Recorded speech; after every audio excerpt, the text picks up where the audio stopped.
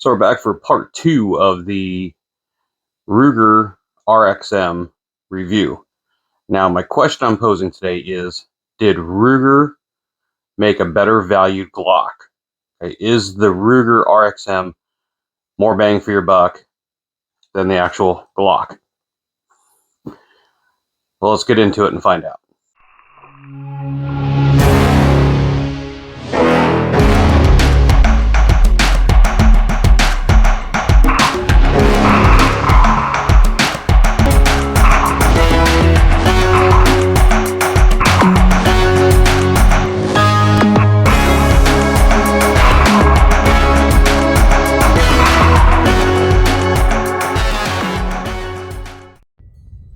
Alright, we just did another 50 rounds with the Ruger RXM. We put the, you can see here, I put the stock Ruger barrel back in. Another 50 rounds of Blazer, 115 grain brass ammo. Ran fine, everything's good. So far this is being out of the box super reliable. So we'll go back inside and we'll talk about it some more. Alright, so today we're talking about the RXM again. We got a Glock here. Now, is the RXM a better value? Well, if we're just looking across the board, you're going to spend less money. There's going to be less money out of your pocket, less hours you got to work to make this purchase to get the Ruger RXM. But is it a better value? Yeah, you're going to spend less, but are you getting more? Well, we'll talk about that. So here, this is a Glock 22 Gen 4.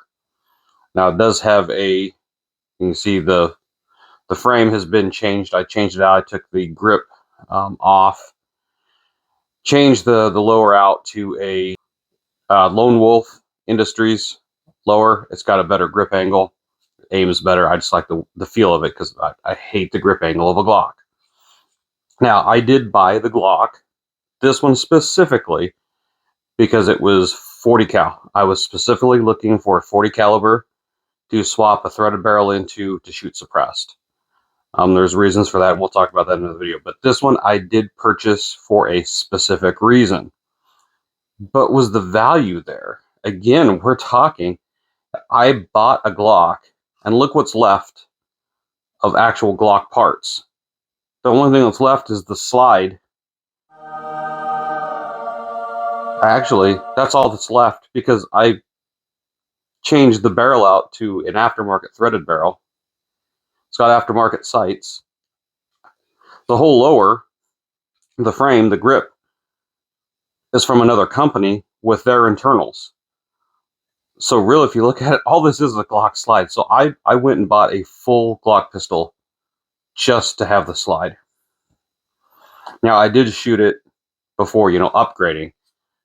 But to get the Glock to be something that aims great, that has a good grip angle, you're changing everything out. So, I mean, it's good that you have that option with Glock. But how many of you that own a Glock have still 90% of the gun is still a Glock? How much of it's 100% still Glock? I don't know. Probably not many. But anyway, we'll get this guy out of the way. We're going to talk about the Ruger, the RXM. Okay? Is it a value? I'm going to be honest. Yeah, it is. And we'll talk about some of the things. We just went out and shot it again, another 50 rounds. I did put the factory barrel back in it because I did get a viewer that felt they needed to comment that the review videos were no longer Ruger review videos if I changed the barrel out. Well, I'm sorry that they're so narrow-minded that they couldn't see that added to the review. In my opinion, it added to the review because it shows that the gun will accept aftermarket parts, because that's what we're probably going to do, is add parts to it. But anyway, so I did put the Ruger barrel back in it, shot another 50 rounds flawless. Okay, so let's talk about this. See, the gun's clear. So what we're doing here, we're talking about that RXM, and in the form that you get the gun, it works great. Okay, but we know we're probably going to change parts out. You know why? Why would we change parts out? Well, specific needs. You're going to shoot suppressed. If you want to run a suppressor on this, you have to put a threaded barrel. So here we go. So I'm going to show you here. This is it's got a little bit of oil. Let's get a rag here. So this is it's a no-name aftermarket barrel. It was like $45-50, okay? Fits right in. We're going to add a stainless guide rod, okay? We'll throw her back together and put the thread protector on. It accepts the Glock parts. I know there were some questions about that because it is a copy of the Gen 3 Glock. Do the actual Glock parts fit? Well, so far, you can see there, you got the stainless guide rod, you got a threaded barrel, and we have shot it with a threaded barrel. We know it functions, and it functions great. So yes, it will accept Glock parts. But out of the box, the Ruger RXM, the value that's there out of the box surpasses Glock, and I'll tell you why. We did talk about some of these in the first video. There's a couple things I did forget to mention.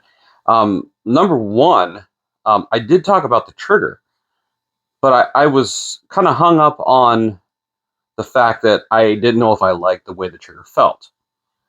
I forgot to mention that this does have a flat face trigger. It's a really nice profile, flat face. I like the way that feels, and that is an upgrade. It's a better value because if you buy the stock Glock 19, you're going to have that rounded surface trigger, and sometimes it feels a little narrow. I don't know if I like the way they feel, but the flat face triggers, they do feel good. Another thing that adds value, so that's kind of an upgrade, is your the mag release is it is a little extended more than what like a Gen 3 or like a Gen 4 mag release would be, but it is let's say it's dehorned, if you will. The sharp edges have been removed from it. Nice and smooth. It feels good. It's not going to hang up on anything, but it does stick out far enough that you can actually, I mean, you can get to it very easily. So it is that's a nice feature there.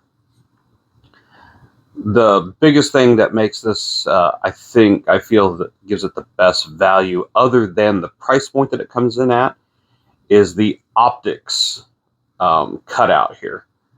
It does allow you the choice between an RMR footprint optic, a Delta Point Pro footprint optic, and the RMSC footprint optic. So that gives you a lot of optics in those three categories, in those three styles. There are a lot of optics out there that you can use on this. So that's a pretty good value. You buy a Glock, yes, you get the MOS plates, and you can get the different plates to put the different, but you're having to buy more with that. Here you're not. You remove the cover, you know, the optic plate protective cover, and you throw your optic on. That's it. So you're just spending money on the optic. You don't have to get adapter plates, anything like that. It does have the raised sights for running the optic and running a suppressor. But the RXM, the value is there, okay? It's quality, you know, between Magpul and Ruger, both good solid companies, make good stuff. The trigger, I also wanted to go, let's go back to the trigger. In the first video, I did talk about how I felt that trigger, just the wall. I guess what I was trying to get at in the first video, it seemed like the wall wasn't consistent where you would hit it. It did feel like it kind of moved, and the pressure to get through the wall kind of seemed to, I wouldn't say be fluctuating, but it wasn't consistent. I took the slide off, got to looking in there, and the way they had to design this, the trigger module, it's got what I think it's a stainless frame around it, you know, to contain it all, so it ends up being one unit. I got to looking at it, it looked like there's some points of friction, extra friction that you wouldn't get on say a Glock or Glock clone. So I did oil up those contact areas a little more, and then did a lot of dry firing with it. And then I noticed that wall kind of felt like it kind of found its place, and it felt consistent. Like I knew every time that I would go up against it, it felt like it was in the same place, and it was the same pressure to get through it.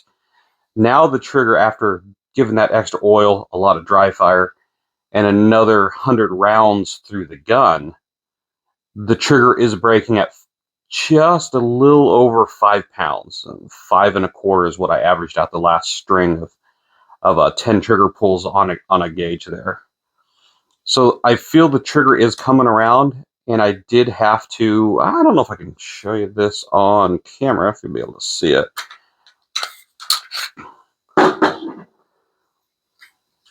But maybe I'll use this guide rod here to point.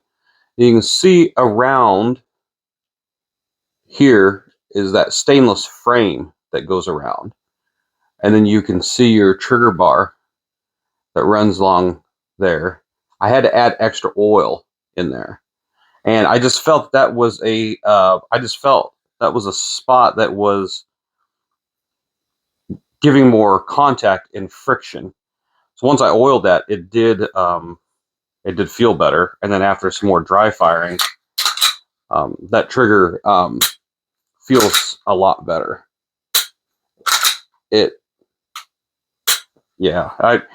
I'm starting to, the trigger's starting to grow on me. But just doing that, giving that extra oil along that frame seemed to make a world of difference there. So I figured that's what it would be. Just needed more trigger pulls on it.